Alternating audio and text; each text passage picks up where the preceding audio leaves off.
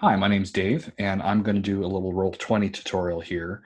So I have a trick that I use in Roll20 for mimics. So mimics, as we know, are the monsters that might hide as a plain, ordinary object in a dungeon, but you get too close to them, you inspect them, and then they turn into a monster. And doing that without a break in the gameplay, without, oh, hold on, let me swap out the token, being able to describe it to the player and have it just kind of transform in front of them can be a lot of fun.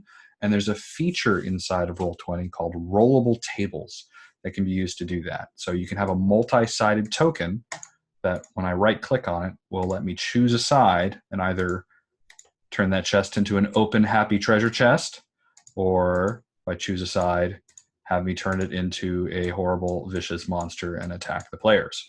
So to show you how I built this, I'm going to do another one with some other set dressing that turns into mimics from the Epic Isometric Patreon that I like talking about because I use it so much.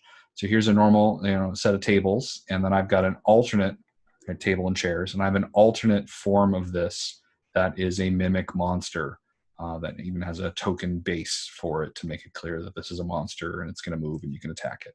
So to show how I built that, you can go in, and it's in this tab here, right where your macros are, and you can create a rollable table by hitting the add button, and that makes a new table down here at the bottom.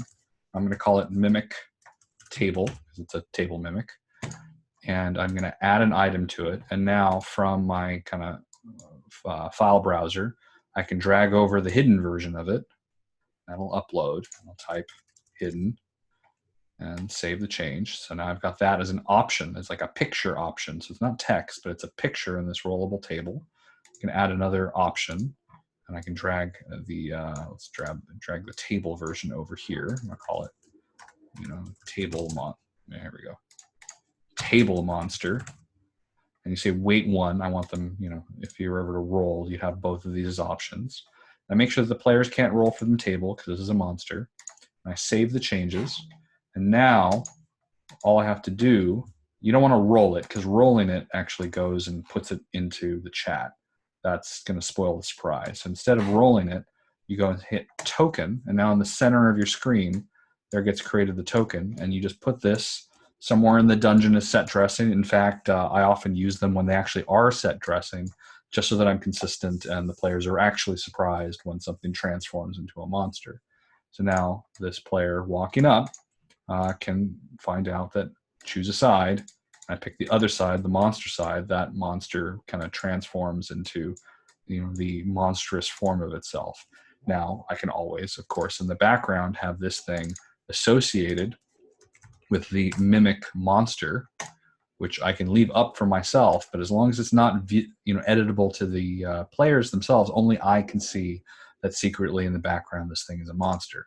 So here I can give it hit points and an armor class of a mimic, right? And I'll see that, but my players won't, which is really useful. So that's my trick. That's how to use rollable tables to have a transforming, shape-changing monster. I use this for lycanthropes. I use this for monsters that maybe I have different art poses of. I use this for all sorts of things, and it can be really useful. I just kind of build up a library of the monsters that you've got ready to go on a separate tab of your kind of map, and that can be really useful for when you're trying to spice up a dungeon, or realizing, wow, this room needs an extra trap or something, just to mix it up and do some old school first edition surprises. All right, thanks everybody.